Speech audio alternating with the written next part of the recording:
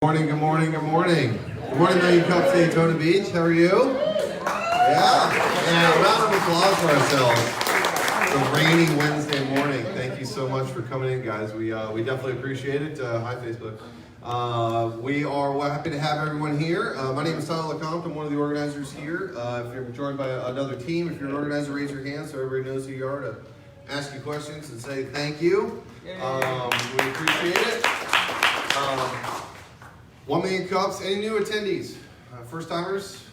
There we go. So we got some Hatter trap in the back. Yeah. All right. Thank you guys. We appreciate you making the drive this morning. For you guys, so you know, and online, 1Million Cups is a national entrepreneurial networking group designed around storytelling. Happens in 185 cities every Wednesday, 9 a.m.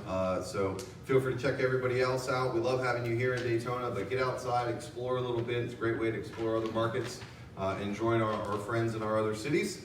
Today we have a wonderful entrepreneur, Fran Greene, who's here to speak with us and present and tell her story. So we're very excited to have her. Fran is an entrepreneur, and innovator, speaker, and author, and she's going to narrate her family's historic contributions and innovations by recalling the amazing adventures of some extraordinary little girls and boys who got a chance to play with some extraordinary toys. Thanks for the highlight there. That was good.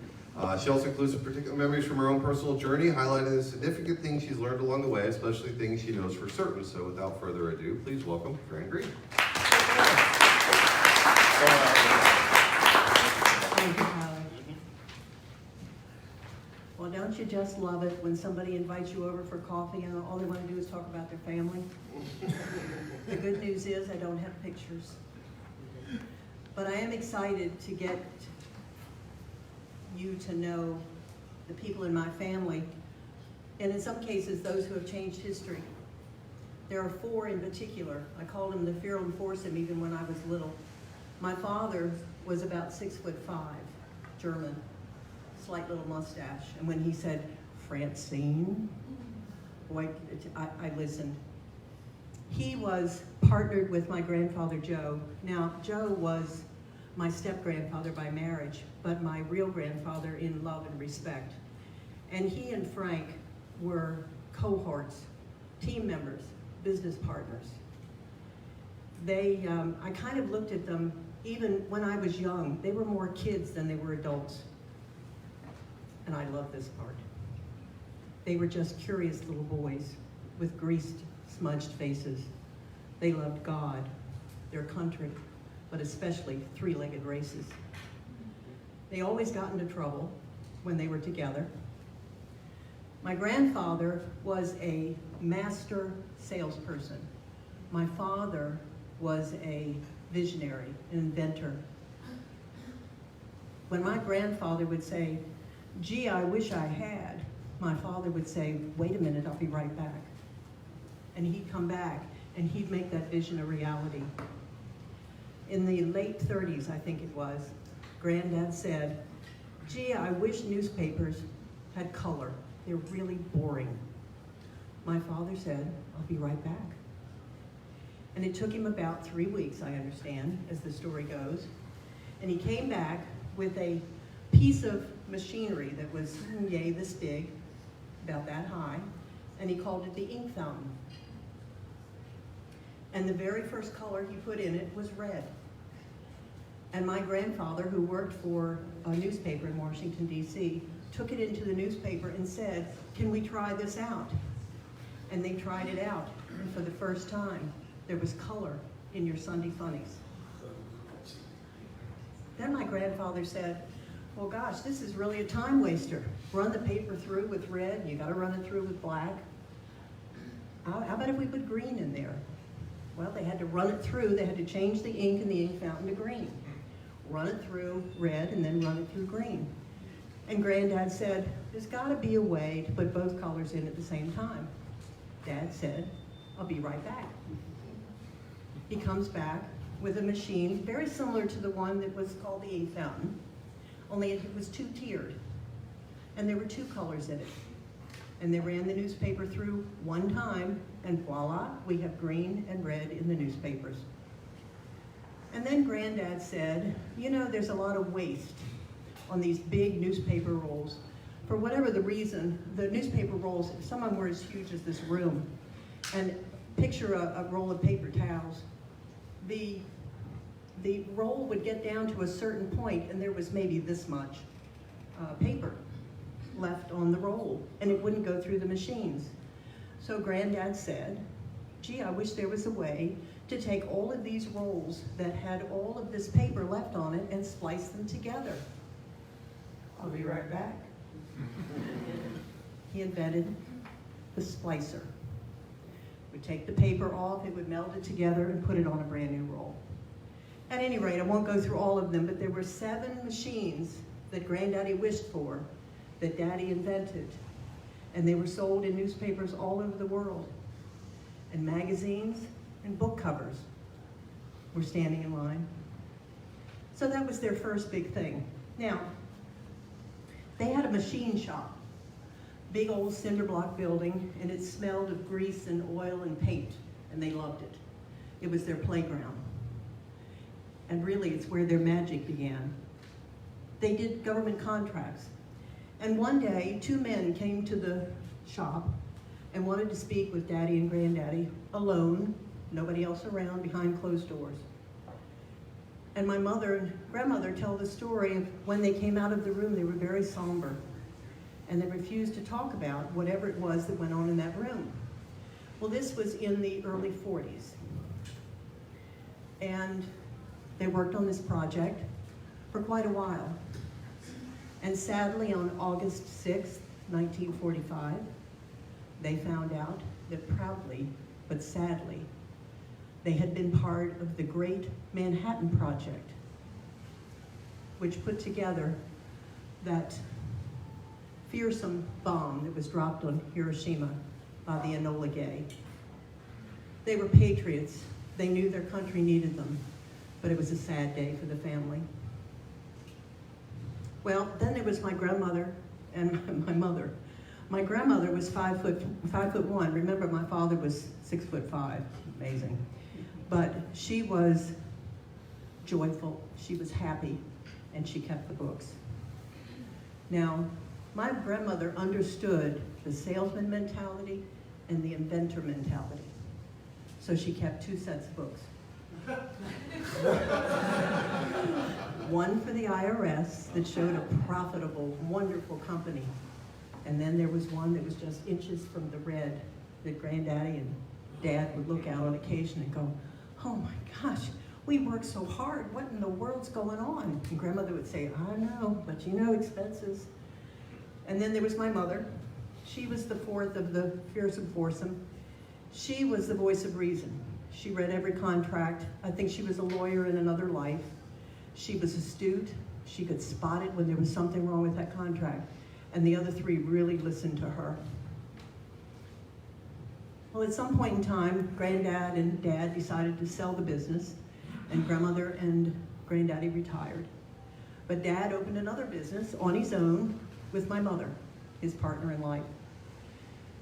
Dad understood that in World War II, we lost so many of our military in the water, where they were trying to get from the landing craft to the beach. They'd have to get out of the landing craft. They're full of equipment and their uniform and food packs, whatever it is they have, and they would have to go about 1,500 feet in the water. By the time they get to the beach, they're soaking wet, their tools are soaking wet, their guns are soaking wet, and that's where we lost them. They were like sitting ducks. Machine gun fire would take them down before they could get to the beach. And Daddy said, got to do something about this. So he sat down, said, I'll be right back, and invented the boat that rides on the bubble of air. Huge fans were on the underbelly of the boat. He would kick those fans into gear, they would raise the boat, and the boat would hover over debris or bodies or whatever it is in the water and take the contents of the boat to safety, all the way up to the tree line on the beach. And the men would arrive safe and dry and in one piece. And then along the line somewhere, Why he even thought about this, I don't know, because Daddy wasn't into trucks and cars and that kind of thing. But he determined that 18-wheelers needed an automatic transmission. So he invented one. I still have the model today. It's about 3 feet wide, about 2 feet tall, and the only thing I know about it is it works on the reverse principle. That's the only thing I remember him saying. But he passed away before he could get it patented. What I'm going to do with it, I don't have the slightest idea. So if you got any good ideas, let me know. My son is a graduate of the Naval Academy in Annapolis. He graduated and went on to train as an F-18 fighter pilot. During his tenure as a fighter pilot, he was one of only a handful of instructors around the world who instructed on the care and handling of airborne nuclear weapons. I don't know what it is about our family and bombs, but there we are. But he, before he went on to serve in the Gulf War, they took his lessons and his findings and they buried them in deep storage, hopefully never to be brought out again. When he went to war, they sent him to the Gulf. He was in the first Gulf War. He flew sorties, and on Operation Care. Now, Operation Care was when the Kurds were trying to leave the country, and Bill's squadrons would go out and fly cover for those people. Bill doesn't talk very much about those days, but the one thing that I do know, and I had to drag it out of him, one time he landed, and a piece of arsenal had gone diagonally through the fuselage and out the left tail. If you're familiar with the F-A-18, that's right out of Top Gun, very similar to that airplane. So to have a hole in your airplane like this, through the fuselage and out the tail, that's pretty serious stuff. But he was able to land safely. Now today, he's living the dream. He has 2 airplanes. One is a Nanchang CJ-6. If anybody saw the movie Tora Tora, it's that little Chinese airplane, got the bubble on it. Now Bill is about 6'3" and he's a really big guy. So to see him squeeze into that cockpit is really interesting. But what's really interesting is his wife sits in the back seat. And Bill, when he practices for air shows in the CJ-6, he does loop-de-loops and whatever, and does all, and she sits in the back with her headset on, reads a book. Amazing. There would be a bag right here for me. So, but the really fun thing that he does, he also owns an L-39, which is a 70s era Czechoslovakian trainer that's mandatory when Soviet MiG pilots are training. That's the ship that they use. And Bill does a unique air show with a 2-man jet, 2 L-39s. He does it at about 450 miles an hour. They do it between 250 and 3,000 feet. And when they are coming at each other, the speed is in excess of 800 miles an hour. Now, I've only had the heart to watch it one time. I hope I never have to watch it again. I have every confidence in Bill. He's a wonderful pilot. But to watch your son and somebody you don't know go at each other at 800 miles an hour, that's scary. Interesting aside about Bill. He was invited with a group of pilots. They call themselves the Red Star pilots. They were invited to visit China late last year with their family, with their wives. And they toured China for 10 days. They had a Chinese tour guide with them, a woman that they knew. She's an attorney, very successful in China. She also lives part-time in Tampa. And she was their guide. And she introduced them to a man who was the first Chinese private pilot who was in China. China owns the airspace. It's number one. And of course they own all the land. Well, they allowed this one Chinese pilot to build an airstrip and to have a block of space in Chinese air. Well, when Bill and his group got over there, they were invited to fly with 3 of the Chinese pilots. First time civilians had flown in that airspace. And the interesting thing was, first of all, none of the pilots spoke English. So the girl that was with them, the lawyer that was with them, she was in a helicopter. And she was wired to the 3 airplanes, and she worked as the interpreter.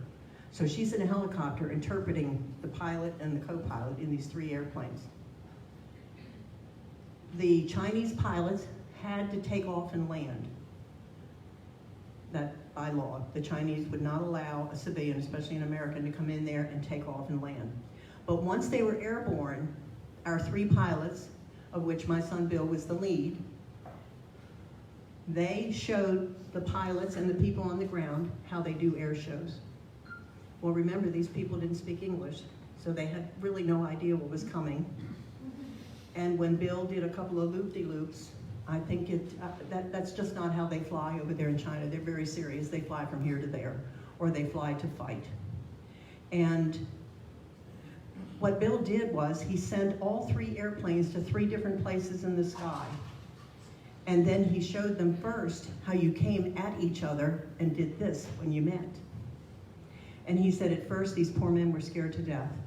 And he said it took them about 10 minutes, and next thing you know, they were clapping for 20 minutes straight. They had the time of their life.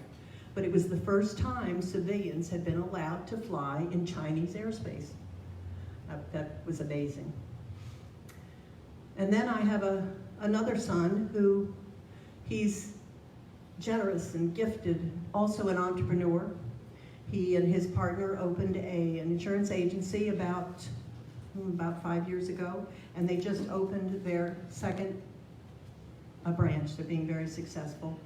And my last child, my little girl, I think that she has chosen the most difficult of all entrepreneurial activities. She's a fabulous mom and a rock star grandma, and that's all she wants to do in life. Tough job, though. And then I decided that it was time to reflect on my own life and see what it was that I could do. So I took myself back to the 1960s. Now, nobody in this room but myself is old enough to understand what it was like to be a female in the 1960s. In order to have a bank account, I needed my father's signature. Now, I was in my 20s, late 20s at that time, and I had 3 kids. I was a single mom, and I had to have my father's signature to have a bank account, and that was just amazing. And I had gone to a Catholic private girls' school. I knew Latin, I knew a little bit of French, I knew catechism, I had a fabulous academic education, but I had no skills. And I had 3 kids I had to raise, and I had no help with that.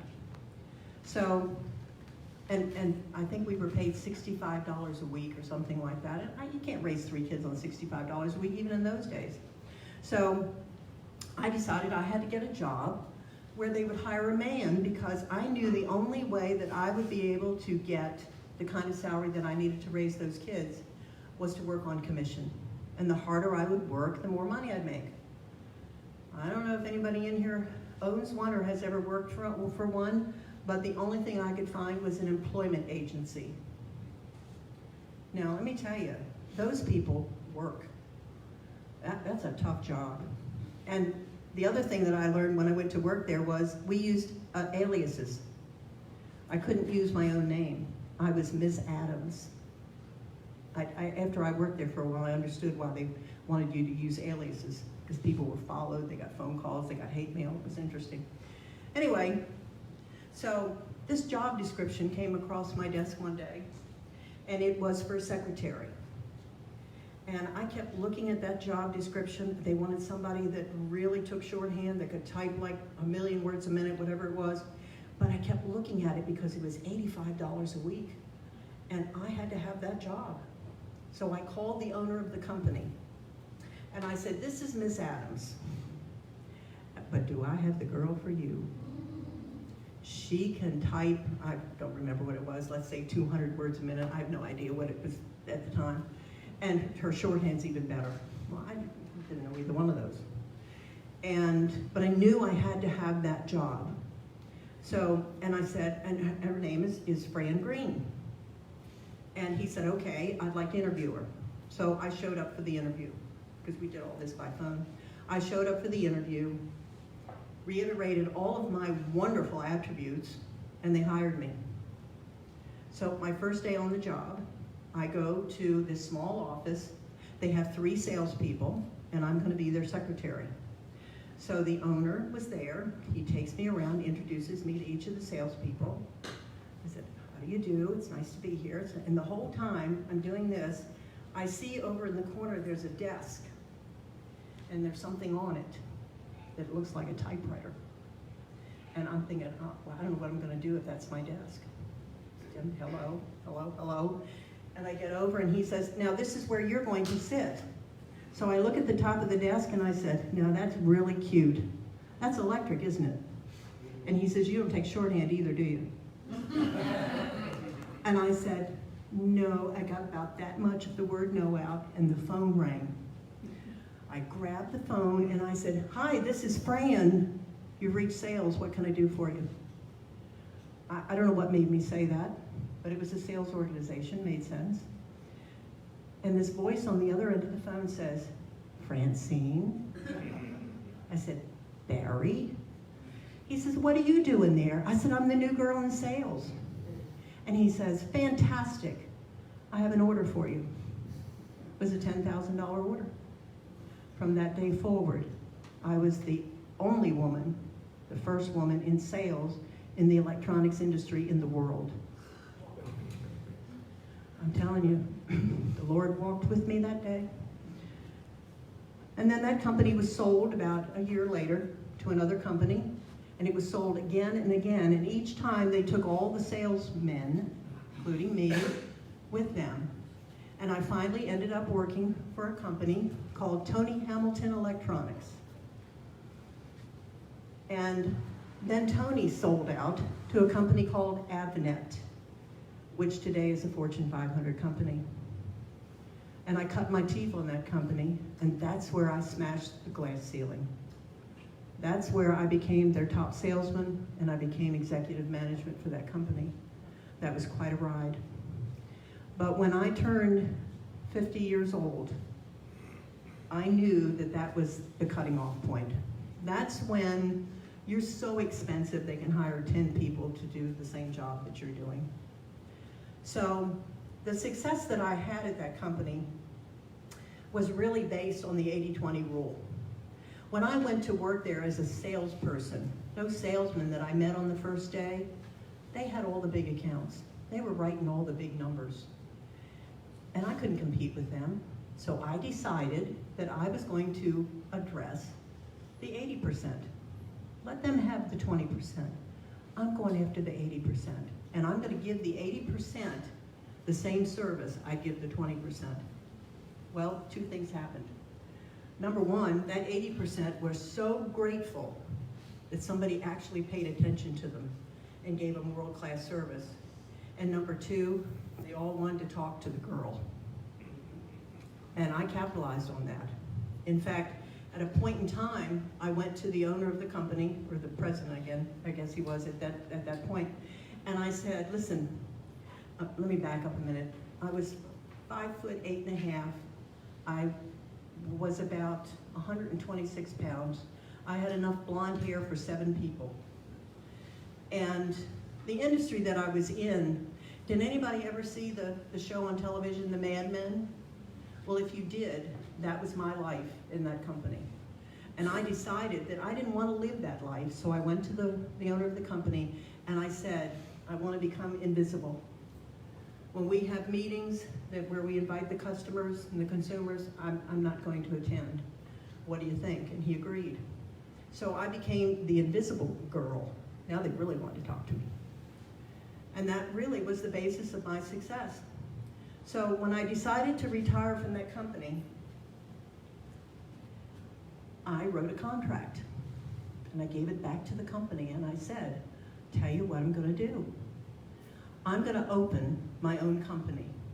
I'm going to hire my own people to do sales. I want to connect to your inventory with your computers. And when you get a call in the main branch for anybody in the 80% that you don't want to talk to, you send them to me. And I'll create another emerging account base. And when I create an 80-20, I'll turn the 20% back over to the company. Well, it took about 2 months. I had $1 million company. I was tied to a Fortune 500 company, and they were feeding me 80% of their business. And our deal was I would earn 50% of the profit. Then I paid my people accordingly. So I had a room full of women who couldn't wait to get to work every day and were making gobs of money. It was really cool. It was really cool. So that went on for about 3 years. And then one day, president of the company walked in my door and said, we're going to disconnect your computers and we're going to take over the 80%. What they didn't realize, and that was cool, the salespeople, and we always knew that this was going to happen. As soon as we showed them how to do it, they were going to take it over. Well, you understand that when you're dealing with big companies generally. So we had a plan B. But the funny thing is, when they came in and took it over, they still had the 20% mentality. They still treated their customers with the 20% mentality. They were not interested if the order was under $500,000. Well, for a small company, that was big stuff. So it all settled right back into the way they were doing business before. They had the 20%, and the 80% fell by the wayside. Oh well, we made our money. We did something different, and we really were considered the very first outsourcing company in that industry. So a couple times we did some things that were really pioneering. So then I decided, here I have all these salespeople, and I said, you know, we've got to do something now. It's either that or we close our doors. And I had something on the back burner that I wanted to do for years. Anybody ever heard of FTD or 1-800-Flowers? I took that business model and I laid bakers over that business model. And I opened Cakes Across America. This was in the early 90s, I guess. And the premise, well, first of all, the reason I knew it would be successful is, anybody know what it is that one of the things out of two that we all have in common? We all have a birthday. I'm not going to talk about the other thing, but we all have a birthday. So I thought, my gosh, everybody in the world's got a birthday. I'm going to sell a lot of birthday cakes. Well, it took off. And the interesting thing about that business was I had to have bakers, but I had to have clients.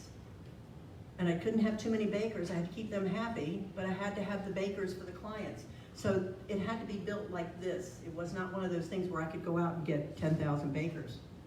I had to have the clients to keep them happy. And that's how we built the business. And about a year into the business, I got a phone call from Disney. Disney said, can you deliver 300 cakes to all the AAA offices in the United States on the same day, at the same time, over 4 time zones, and put a lithograph that we're going to send you on top of each one of those cakes, a copy of the lithograph? I said, sure. Good. I said, sure. So it was like, I type and I take shorthand. I mean, you know, the answer is yes, no matter what. So we took the order. I got the lithograph, and remember paint by numbers? I made a coloring book sketch of the lithograph, put arrows in with numbers. This is black, this is red, this is orange, you know, whatever. FedExed them out to all the bakers, placed the order with the baker. And I sent rice paper out. And the bakers were able to draw on the edible paper and deliver the cakes. It was a huge success. We were written up in USA Today as Flour Power, F-L-O-U-R, Power. And that company lasted about 20 years, and then I turned it over to the employees and walked away. Today, my life is more about legacy rather than chasing the dream.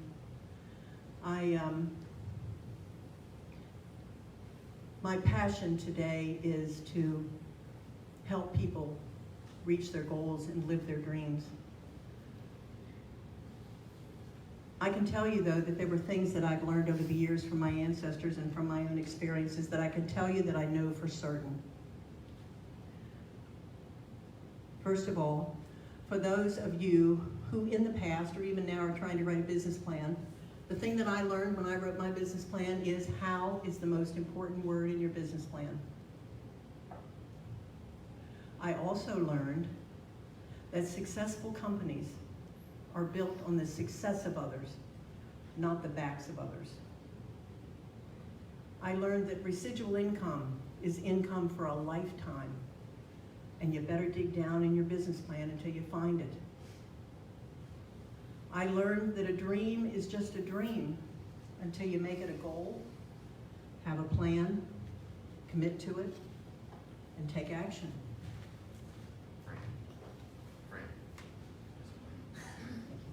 And I also learned that God didn't give us today so we would wake up to be mediocre.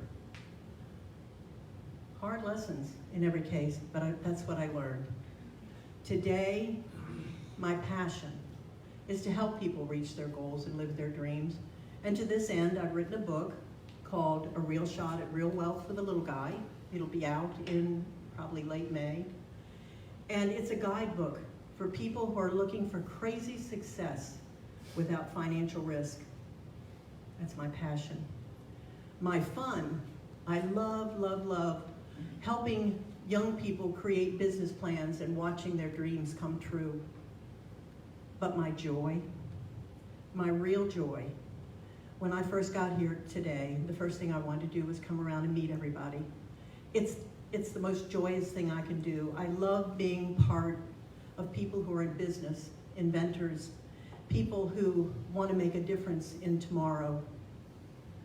And as I look around the room, you know what I see? You're no different than my curious little boys of long ago. I see people in this room who also are curious little girls and boys who have either gotten a chance or are planning to play with some extraordinary toys. Thank you.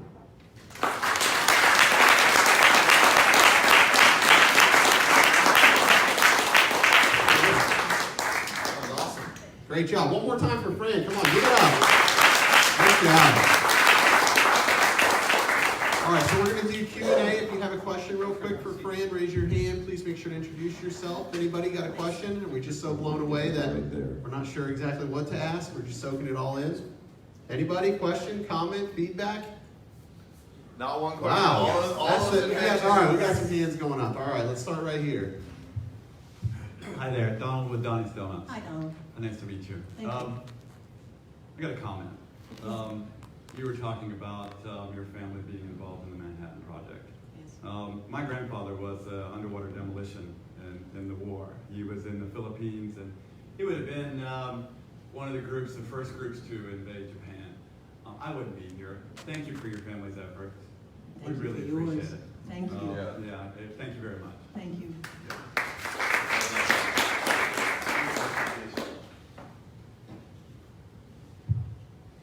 Hi, Fran. I'm Steve Keeler, Hi, Steve. one of the organizers. Great job. Really Thank you. enjoyed Thank your you. presentation. Thank you. You mentioned that one of your goals and your enjoyment right now at this stage of your progress is to help others. Do you belong to any of the local organizations that are devoted to helping entrepreneurs?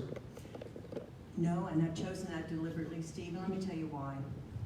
I don't know if you got the sense of it in what I was talking about, but what I do is really kind of unorthodox.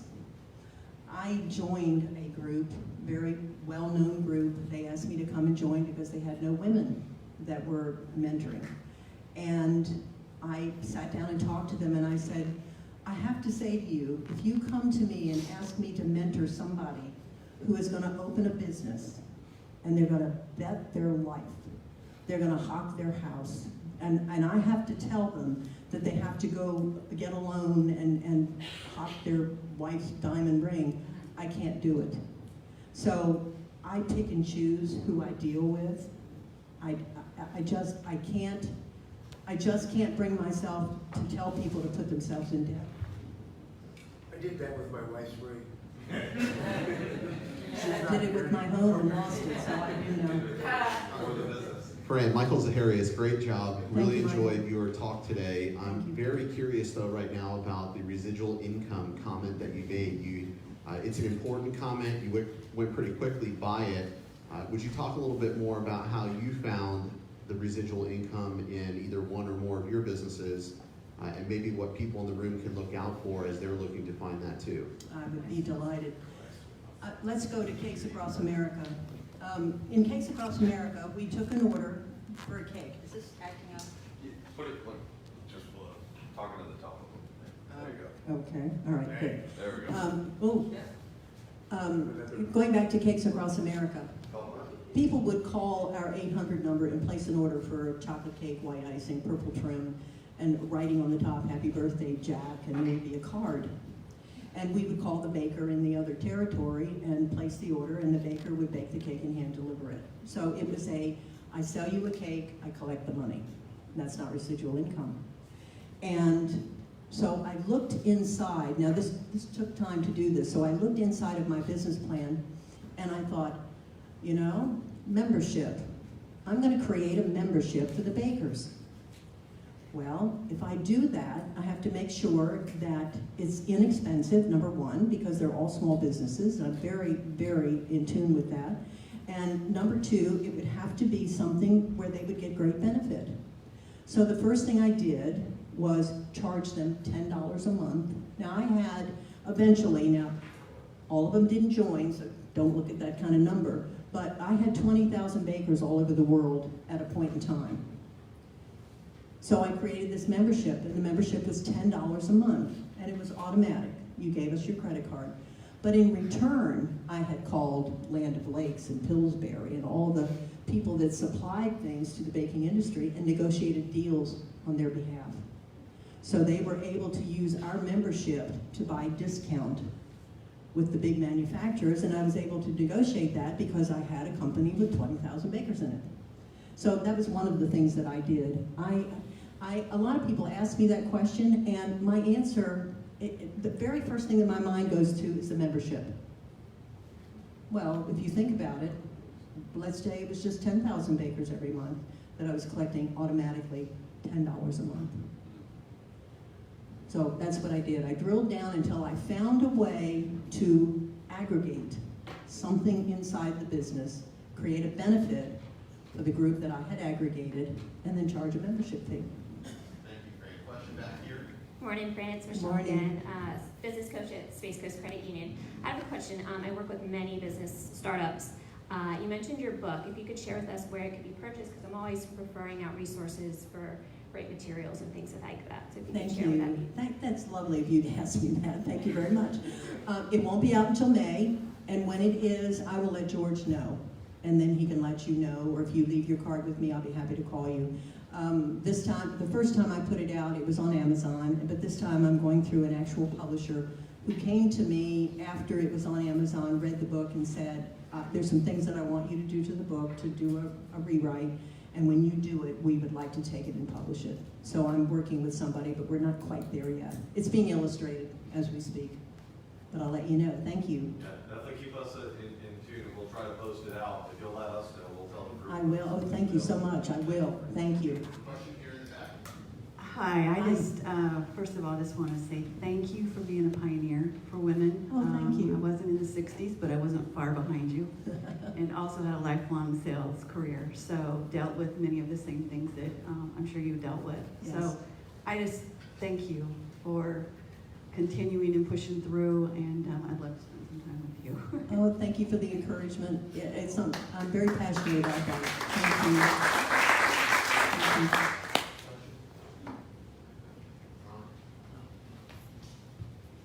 Hi, I'm Ron with Wise Home Team Realty. Hi, Ron. This is just awesome. I loved hearing every bit of this. Oh, thank you.